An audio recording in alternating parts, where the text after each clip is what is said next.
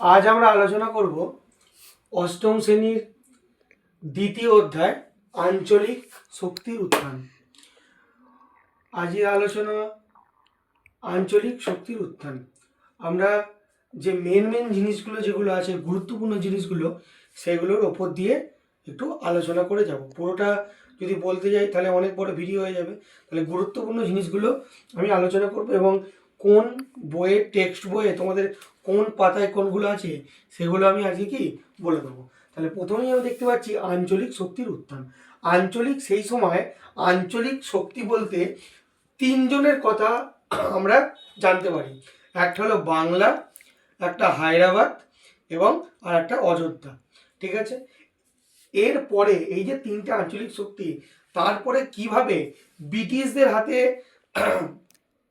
সব ক্ষমতা কিভাবে চলে যাচ্ছে বা তারা কিভাবে ক্ষমতা কায়েম করছে, সেটা আমরা এখানে এই চ্যাপ্টারের মধ্যে দেখতে পাবো। ঠিক আছে, আমরা প্রথমেই যদি দেখি যে প্রথমে ভারতবর্ষের শাসন প্রথম দিকে এখানে যদি প্রথমে আমরা পড়ি, যেটা দেখতে পাবো যে 1707 খ্রিস্টাব্দে মুঘল সম্রাট ঔরঙ্গজেব মারা যাচ্ছে। তাহলে ঔরঙ্গজেব মারা গেল মানে কি, মুঘল যে শাসন সেটা আস্তে আস্তে কি কমতে আরম্ভ করলো। ঠিক আছে, কিভাবে কমতে আরম্ভ করলো, ঔরঙ্গজেবের পর যেসব শাসকরা এসেছে, ঠিক আছে, তারা বিভিন্নভাবে তাদের ক্ষমতা হারিয়েছে বা তাদের রাজ্য হারাতে শুরু করেছে। ঠিক আছে, এরপর 1757 খ্রিস্টাব্দে পলাশির যুদ্ধ হচ্ছে এবং পলাশির যুদ্ধের পরে ভারতীয় উপমহাদেশে ব্রিটিশরা কিভাবে তাদের স্থাপত্য কায়েম করছে সেটা এখানে কি হচ্ছে, এখানে আলোচনা করা আছে। এখানে তোমরা দেখতে পাবে সেকেন্ড লাইন লেখা, 1757 খ্রিস্টাব্দে পলাশির যুদ্ধের মাধ্যমে ভারতীয় উপমহাদেশে ব্রিটিশ ইস্ট ইন্ডিয়া কোম্পানির উত্থান হচ্ছে। তাহলে কিসের ফলে ব্রিটিশ ইস্ট ইন্ডিয়া কোম্পানি ভারতে উত্থান হচ্ছে ভারতীয় উপমহাদেশে?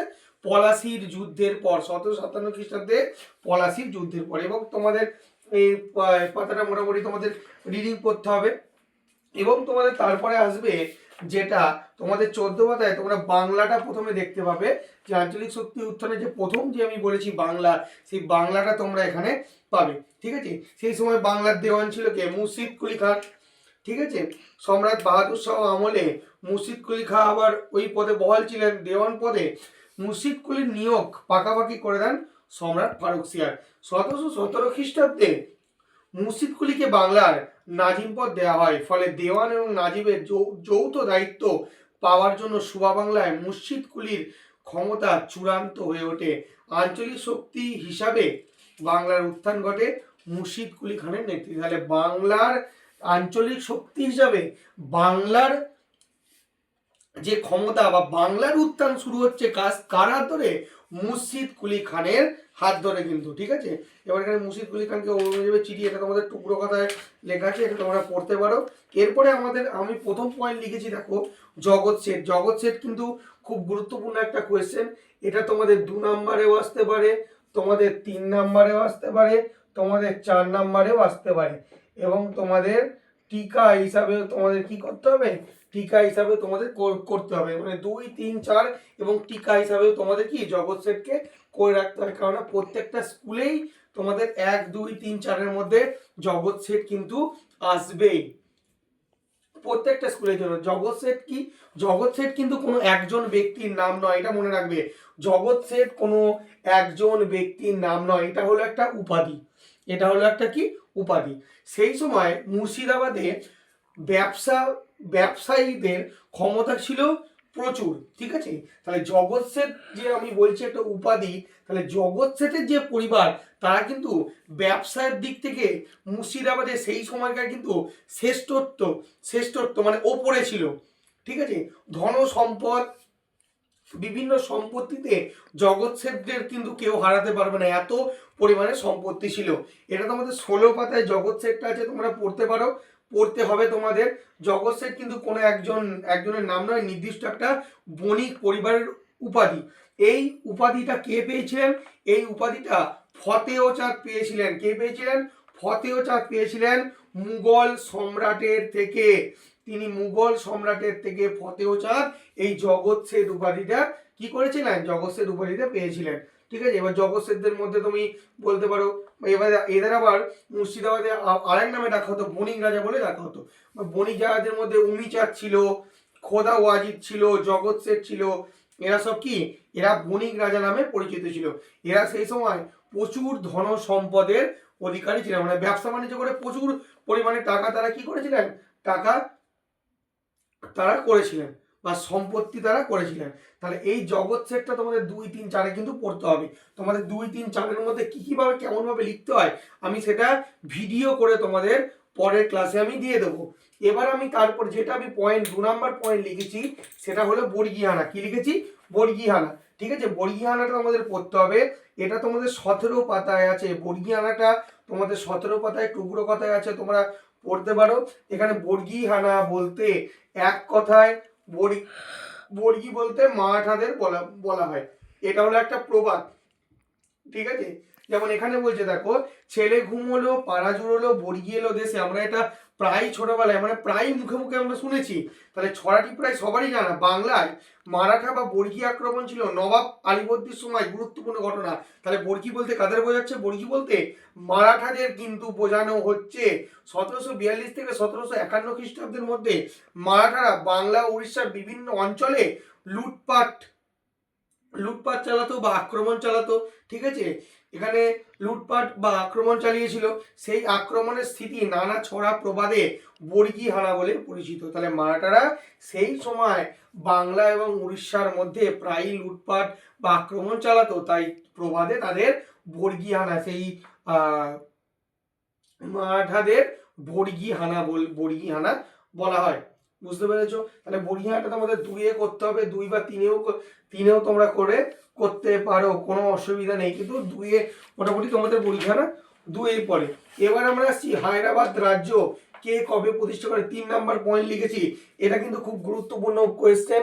এটা প্রায় দেখবে তোমাদের বেশিরভাগ তোমরা কোয়েশ্চেন ব্যাংকেও পাবে, এবং তোমরা প্রায় স্কুলে দেখবে এই কোশ্চেনটা কিন্তু বারবার আসে। আমি কি বলেছি, আজ গুরুত্বপূর্ণ কোশ্চেনগুলো নিয়ে আমরা আলোচনা করবো, কারণ শর্ট কোশ্চেন প্রচুর আছে।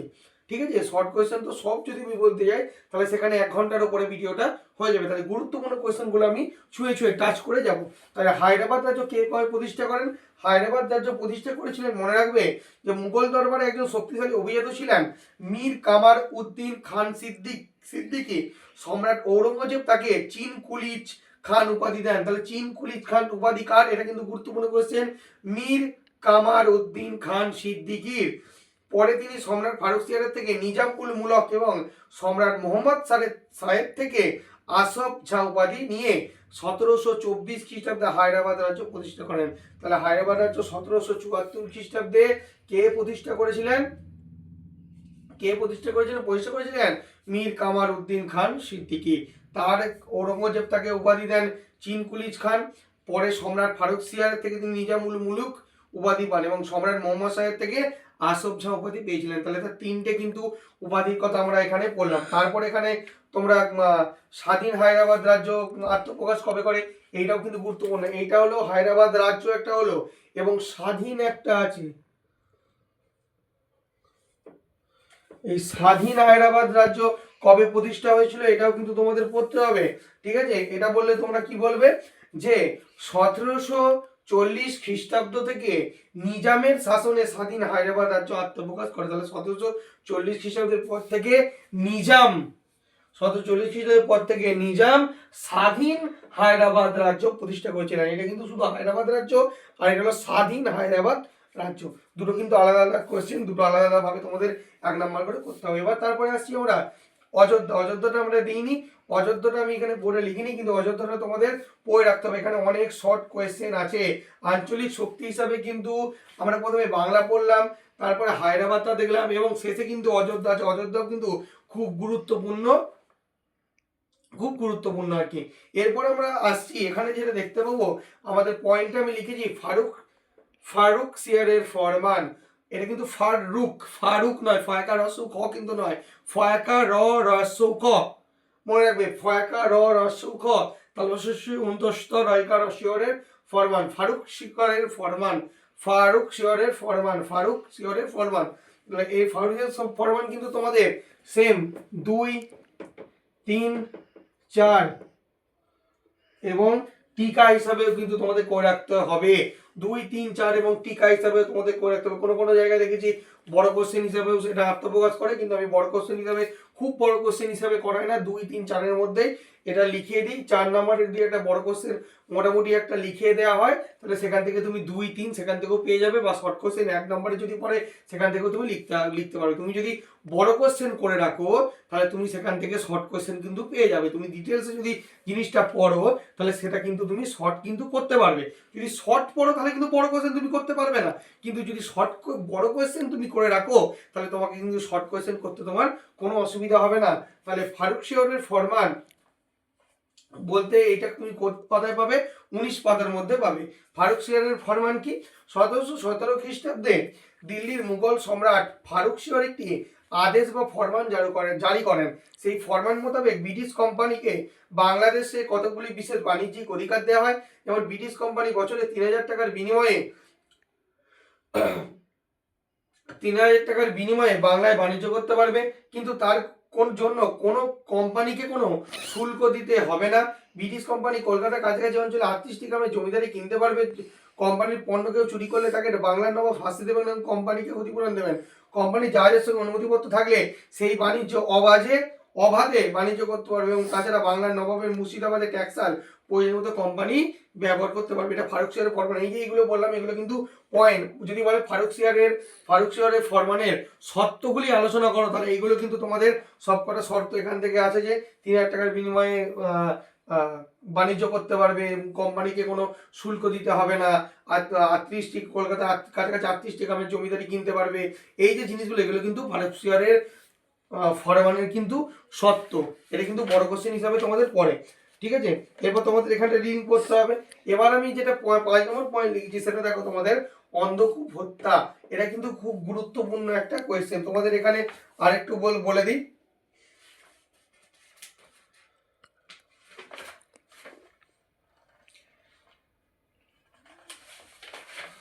অন্ধকূপ হত্যা করতে গেলে তোমাদের এটা জানতে হবে যে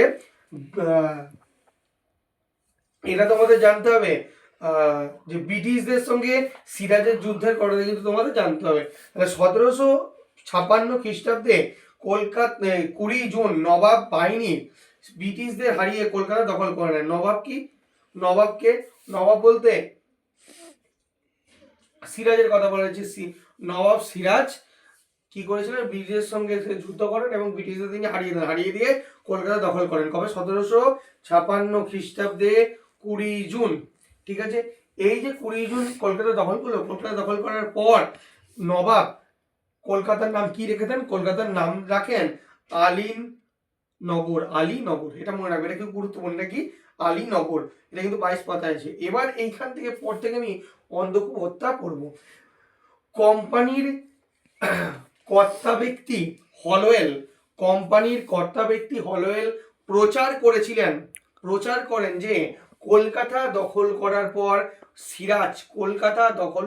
পর সিরাজ নাকি 146 জন ব্রিটিশ নরনারীকে একটি ঘরে আটক করে রাখেন, এবং সেখানে বেশিরভাগ ব্রিটিশ নরনারী মারা যান। এটাকে কিন্তু অন্ধকূপ হত্যা হিসাবে ইতিহাসে দেখানো হয়।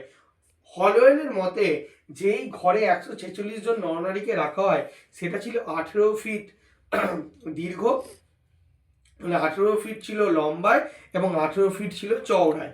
ঠিক আছে, মানে হলওয়েলের মতে আর কি। তাহলে অন্ধকূপ হত্যা তো যদি এক কথায় বলি বা 2 নম্বরে বলি, আমাকে এক নম্বরে যদি বলি তাহলে কি বলতে হবে? যে ব্রিটিশ কর্তা ব্যক্তি হলওয়েল তিনি প্রচার করেন যে সিরাজ কলকাতা দখল করে 146 জন ব্রিটিশ নরনারীকে একটি ঘরে আটক করে রাখেন, এবং সেখানে শ্বাসরুদ্ধ হয়ে অনেক ব্রিটিশ নরনারী মারা যান। এটা কিন্তু ইতিহাসে অন্ধকূপ হত্যা নামে পরিচিত হলো। এরপরে 6 নম্বর পয়েন্ট আমাদের কি আছে? পলাশির লুণ্ঠনও কিন্তু আমাদের কাছে একটি গুরুত্বপূর্ণ ঘটনা। লুণ্ঠন মানে আমরা কি জানি? যে লুটপাট করা, কেউ ছিনিয়ে নেওয়া। ঠিক আছে, তাহলে এখানে যদি পলাশির লুণ্ঠন আমি এক কথায় বলি তাহলে বলতে হবে পলাশির যুদ্ধের পর ব্রিটিশরা প্রচুর পরিমাণে অর্থ সম্পদ ভারত থেকে নিয়ে আমাদের এই ভারত উপমহাদেশ থেকে নিয়ে তারা কি করেছে, তারা নিজেদের দেশে পাঠিয়েছে। এটাই কিন্তু পলাশী লুণ্ঠন নামে পরিচিত এক কথায়। এবার যদি আমি 2 নম্বর বা 3 নম্বরে পড়ি, তাহলে তোমাদের বইয়ে স্পষ্টভাবে লেখা আছে, তোমরা পড়তে পারো।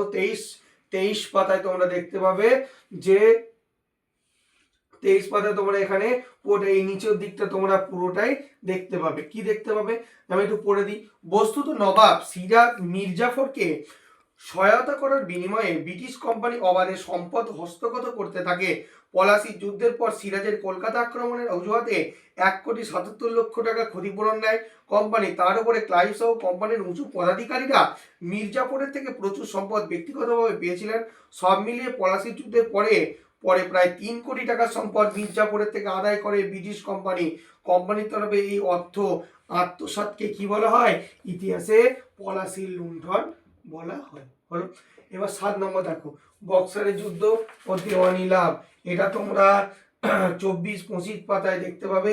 এটা মনে রাখবে, বক্সারের যুদ্ধ হয়েছিল 1764 খ্রিস্টাব্দে। এটা মনে রাখবে 1764 খ্রিস্টাব্দে কিন্তু বক্সারের যুদ্ধ হয়েছিল ব্রিটিশদের সঙ্গে। বাংলার কার হয়েছিল, অযোধ্যার শাসক সুজাউদ্দৌলা ও দিল্লির মুঘল সম্রাট দ্বিতীয় শাহ আলমকে নিয়ে মীর কাসিম ব্রিটিশ বিরোধী জোট গঠন করে। তাহলে 3 জন এখানে ছিল।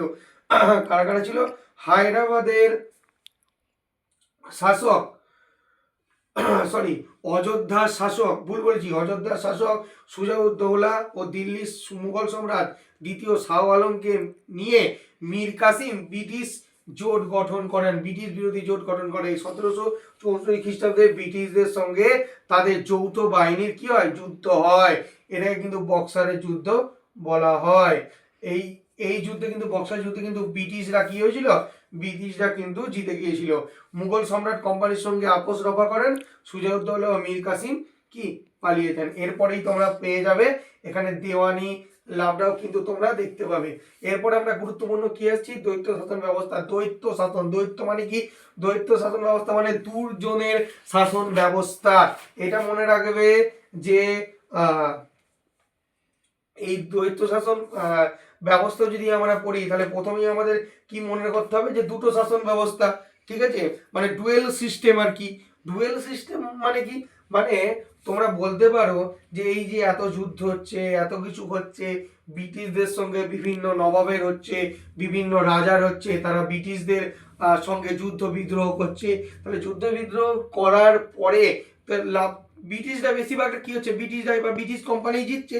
তাহলে এখানে দ্বৈত শাসন বলতে গেলে তোমরা যদি সালটা বলো, সালটা তোমরা এখানে ওই 1757 পর থেকে তোমরা বলতে পারি যে সেই সময়ে কি দেখবো, দুটো শাসন, বাংলায় দুটো শাসন দেখতে পাবো। কি শাসন দেখতে পাবো, যে অর্থনৈতিক যে ক্ষমতা পুরোটা চলে যাচ্ছে ব্রিটিশ শাসনের হাতে। মানে ব্রিটিশরা কি কায়েম করছে, অর্থনৈতিক দিক থেকে যা যা ক্ষমতা সেটা ব্রিটিশদের হাতে থাকছে, এবং বাংলার নবাবের হাতে থাকছে কি, বাংলার শাসন ব্যবস্থা। বুঝতে পেরেছো? তাহলে সেই সময় বাংলার নবাবের হাতে থাকছে বাংলার শাসন ব্যবস্থা, মানে অর্থনৈতিক ব্যবস্থা ছাড়া শাসন ব্যবস্থা। আর ব্রিটিশদের হাতে থাকছে বাংলার শাসন ব্যবস্থা বাদ দিয়ে অর্থনৈতিক ব্যবস্থা। মানে বাংলার নবাবের কাছে থাকছে শাসন রক্ষা করা, কে কি করলো, দোষ করলো, কি করলো, সেগুলো দেখাশোনা করা, সেগুলো শুধু নবাবের হাতে থাকছে। এবং আসল যে অর্থনৈতিক ব্যবস্থা, ধরো জমিদারি ব্যবস্থা, সেই টাকা নেওয়া বা খাজনা, বিভিন্ন জায়গায় আঞ্চলিক কাছ থেকে, বিভিন্ন মানুষদের কাছ থেকে টাকা পয়সা তোলা, খাজনা নেওয়া, দেওয়ানি নেওয়া, এই যে অর্থনৈতিক জিনিসগুলো, এগুলোর কিন্তু থাকছে কার হাতে, ব্রিটিশদের হাতে। তাহলে এই যে দুটো একই জায়গার মধ্যে, এই যে দুটো শাসন আমরা কায়েম হচ্ছে, একটা অর্থনৈতিক শাসন আর একটা এমনি সামাজিক শাসন। অর্থনৈতিক একটা ক্ষমতা আর একটা মানে শাসনের ক্ষমতা। তাহলে এইটাকে আমরা দ্বৈত শাসন ব্যবস্থা বলতে পারি। ঠিক আছে, তাহলে এখানে দেখতে পারো কি লেখা আছে। এখানে আছে যে নবাবের হাতে ছিল অর্থনৈতিক ক্ষমতাহীন রাজনৈতিক দায়িত্ব। তাহলে রাজনৈতিক দায়িত্ব পুরোটাই নবাবের হাতে ছিল, এবং ব্রিটিশ কোম্পানি পেয়েছিল দায়িত্বহীন অর্থনৈতিক ক্ষমতা। বাংলার এই শাসন ব্যবস্থাকে দ্বৈত শাসন ব্যবস্থা বলা হয়, মানে ডুয়েল সিস্টেম অফ অ্যাডমিনিস্ট্রেশন। ঠিক আছে।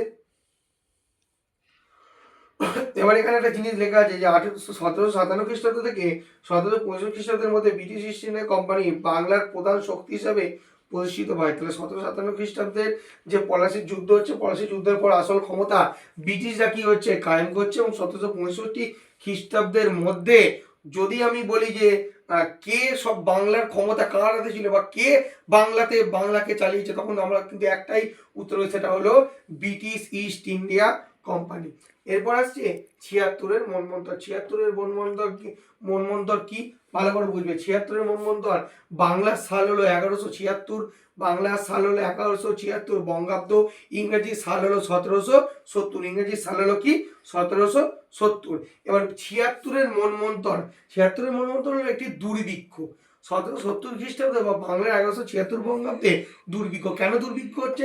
এই যে দ্বৈত শাসন ব্যবস্থার ফলে ব্রিটিশ কোম্পানির হাতে থাকছে কি অর্থনৈতিক ক্ষমতা। তাহলে অর্থনৈতিক ক্ষমতা থাকার বলে সে কি করছে, সে প্রচুর পরিমাণে টাকা পয়সা মানে সম্পদ সাধারণ মানুষের থেকে তুলছে বা সাধারণ মানুষের থেকে জোর করে আদায় করছে। তাহলে আদায় করার ফলে কি হচ্ছে, আদায় করার ফলে সাধারণ মানুষের হাত ফাঁকা হয়ে যাচ্ছে, সাধারণ মানুষ খেতে পাচ্ছে না, সাধারণ মানুষ কি হচ্ছে দুর্ভিক্ষের মুখে পড়ছে। এই দুর্ভিক্ষের ফল হলো 76-এর মন্বন্তর। সেই দ্বৈত শাসন ব্যবস্থা বা তার আগে পলাশির লুণ্ঠন, এইসবের ফলে বাংলার মানুষের দশা হচ্ছে দুর্ভিক্ষ। মানে বাংলার মানুষ চলে আসছে দুর্ভিক্ষ, মানুষ খেতে পাচ্ছে না, অনাহারে মানুষ মরে যাচ্ছে। তাহলে এটাকে 76-এর মন্বন্তর হিসেবে ধরা হয়। তাহলে 76-এর মন্বন্তর ইংরাজির সাল হলো 1770 আর বাংলার সাল হলো 1176 বঙ্গাব্দ। এটা তোমরা কি মনে রাখবে। এবার রেসিডেন্সি ব্যবস্থা তোমাদের বড় কোশ্চেন হিসাবে করতে হবে। তোমরা দুইও করতে পারো, 2, 3, 4, এবার কোনো স্কুলে 5ও পড়তে পারে বা টিকাও পড়তে পারে।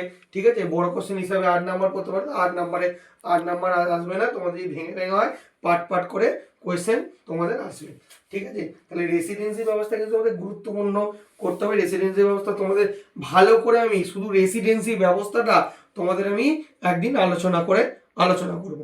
ঠিক আছে, শুধু রেসিডেন্সি ব্যবস্থা তোমরা 28 পাতায় তোমরা কি পাবে, 28 পাতায় তোমরা পেয়ে যাবে। আমি এখন একটু বলে দিই যে ভারতীয় উপমহাদেশের অনেক অঞ্চলেই ব্রিটিশ কোম্পানি পরোক্ষ শাসন চালাতো। নিজের ব্যবসায়িক স্বার্থ রক্ষা করার জন্য ব্রিটিশ রাজদরবারে নিজেদের প্রতিনিধি রাখতো কোম্পানি। কি রাখতো? নিজেদের প্রতিনিধি রাখতো কোম্পানি। সেই প্রতিনিধিরা রেসিডেন্ট নামে পরিচিত। তাহলে ভালো করে বুঝবে, ভারতীয় উপমহাদেশে অনেক অঞ্চলে ব্রিটিশ কোম্পানি পরোক্ষ শাসন চালাতো। ভারতীয় উপমহাদেশে অনেক অঞ্চলে ব্রিটিশ কোম্পানি পরোক্ষভাবে শাসন চালাতো। কিভাবে পরোক্ষভাবে? নিজের ব্যবসায়িক স্বার্থ রক্ষা করার জন্য সেই রাজার দরবারে ব্রিটিশ কোম্পানি নিজেদের একটা করে লোক রেখে দিত। সেই লোককে বলা হতো, তাদের সেই যে প্রতিনিধি যারা রাজার দরবারে থাকতো তাদের কিন্তু রেসিডেন্ট বলা হতো। ঠিক আছে, আর ব্রিটিশ রেসিডেন্ট ব্যবস্থা একটি নতুন ব্যবস্থা ছিল। এর মাধ্যমে ভারতীয় উপমহাদেশে ব্রিটিশ কোম্পানির চূড়ান্ত ক্ষমতা পেয়েছিল। এটা তোমরা মনে রাখবে। 1764 খ্রিস্টাব্দে বক্সারের যুদ্ধের পরে কোম্পানি বাংলা, অযোধ্যা এবং হায়দ্রাবাদের রাজদরবারে নিজেদের প্রতিনিধি বা রেসিডেন্ট নিয়োগ করে। এটা মনে রাখবে। 1764 বক্সারের যুদ্ধের পর কোম্পানি বাংলা, অযোধ্যা এবং হায়দ্রাবাদের দরবারে নিজেদের প্রতিনিধি বা রেসিডেন্ট কিন্তু তারা রেখেছিল। এরপরে আমি নিজে দিকে অধীনতামূলক মৃত্যুদণ্ডনীতি এবং শর্তবিলোপ নীতি। মৃত্যুদণ্ডনীতি কে প্রয়োগ করেছিল তোমরা জানো, এটা আগেও তোমরা জেনে পড়েছো, লর্ড ওয়েলেসলি, এবং শর্তবিলোপ নীতি লর্ড ডালহৌসি। এটা কিন্তু ব্রিটিশ শাসনের দুটো গুরুত্বপূর্ণ নীতি। এটা তোমরা ডিটেলসে আরো পড়বে, আমি ডিটেলসে ওইগুলো তোমাদের আলোচনা করবো। আজ শর্ট মতো বলে দিলাম। এবং ইঙ্গো ফরাসি দ্বন্দ্ব তোমরা 21 পাতায় পড়বে। ইঙ্গো ফরাসি দ্বন্দ্ব মানে কি? ভারতীয় উপমহাদেশে বা ভারতে উপনিবেশ গড়ে তোলা আর বাণিজ্যের উপর নিয়ন্ত্রণ প্রতিষ্ঠা করা নিয়ে ব্রিটিশদের সঙ্গে ফরাসিদের যে স্বার্থের সংঘাত, মানে ভারতীয় উপনিবেশ কে গড়ে তুলবে, কে বাণিজ্যিক ক্ষমতা কার হাতে বেশি থাকবে, তার জন্য ব্রিটিশ এবং ফরাসিদের মধ্যে যে সংঘাত, যে স্বার্থের সংঘাত, তাকে কিন্তু ইঙ্গো ফরাসি দ্বন্দ্ব বলা হয়। এটা কিন্তু প্রায় 20 বছর চলেছিল। 1744 খ্রিস্টাব্দ থেকে 1763 খ্রিস্টাব্দের মধ্যে এই সংঘাত মূলত দক্ষিণ ভারতে সীমাবদ্ধ ছিল। করমণ্ডল উপকূল এবং তার পশ্চাৎভূমিকে ইউরোপীয় কর্ণাটিক নাম দিয়েছিলেন। এই অঞ্চলই ছিল তিনটি ইঙ্গ ফরাসি যুদ্ধের মূল কেন্দ্র। বা তিনটি ইঙ্গ ফরাসি যুদ্ধ কি কি ছিল তোমরা এখান থেকে পড়বে। ইঙ্গ ফরাসি যুদ্ধ হলো। এবার এরপরে তোমরা এখানে ঢুকবে 21 পারা থেকে, তোমরা এখান থেকে নিজের দিক থেকে নীতি পাবে। তারপরে নিজের থেকে মহীশূর রাজ্যের সঙ্গে ব্রিটিশদের সংঘাত। তোমরা 4টে যুদ্ধ, মানে 1767 থেকে 1799 খ্রিস্টাব্দের মধ্যে 4টি যুদ্ধ হয় কোম্পানি এবং মহীশূরের মধ্যে। প্রথম ইঙ্গ ফরাসি যুদ্ধ, দ্বিতীয় ইঙ্গ ফরাসি যুদ্ধ, এই পরপর 4টে হয়েছিল। শেষে হয়েছিল 1799 খ্রিস্টাব্দে চতুর্থ ইঙ্গ মহীশূর যুদ্ধের মধ্যে লর্ড ওয়েলেসলি মহীশূর রাজ্যের বিরুদ্ধে চূড়ান্ত আঘাত আনেন। রাজধানী শ্রীরঙ্গপত্তম রক্ষা করতে গিয়ে টিপু সুলতান মারা যায়। ঠিক আছে। প্রয়োজনমূলক মিত্রনীতি প্রয়োগ করে মহীশূরের সমস্ত রাজনৈতিক অধিকার কেড়ে নেওয়া হয়। মহীশূর রাজ্যের বেশ কিছু অঞ্চলে সরাসরি কোম্পানির শাসন কি হয়, শাসন প্রতিষ্ঠা করা হয়। তাহলে এই পাতাতেও তোমরা কিছু গুরুত্বপূর্ণ সন্ধি এখানে তোমরা পাবে। ঠিক আছে। যেমন এখানে সলবাইয়ের চুক্তি আছে তোমার 30 পাতা নিচে থেকে 1782 খ্রিস্টাব্দে সলবাইয়ের চুক্তি হয়েছিল। ঠিক আছে। তারপরে অযোধ্যায় কোম্পানি কবে প্রতিনিধি নিয়োগ করেছিল, 1773 খ্রিস্টাব্দে, এটা আছে। তার পাশের পাতায় তোমাদের 31 পাতায় তোমরা পাবে লাহোর চুক্তি পাবে। ঠিক আছে। তাহলে এগুলো কিন্তু তোমাদের পড়তে হবে। লাহোর চুক্তি যেমন 1846 খ্রিস্টাব্দে হয়েছিল, বুঝতে পেরেছো? তাহলে এগুলো কিন্তু তোমাদের রিডিং পড়তে হবে। এবং অনুশীলনীর যে কোয়েশ্চেনগুলো আছে সেগুলো আমি পরের ক্লাসে পুরোটা যতটা পারবো, বট কোশ্চেনগুলো তো আলোচনা করবোই, শর্ট কোশ্চেনগুলো আলোচনা করবো, এবং বট কোশ্চেনগুলো যতটা পারবো তোমাদের পরের ক্লাসে আমি আলোচনা করবো। তাহলে আজকে তোমাদের ক্লাস 8-এর সেকেন্ড চ্যাপ্টার আঞ্চলিক শক্তির উত্থানের যতটা পারলাম গুরুত্বপূর্ণ প্রশ্নগুলো আলোচনা করে গেলাম, এবং ডিটেলসে তোমাদের একদিন বড় কোশ্চেনও আলোচনা করে দেওয়া হবে।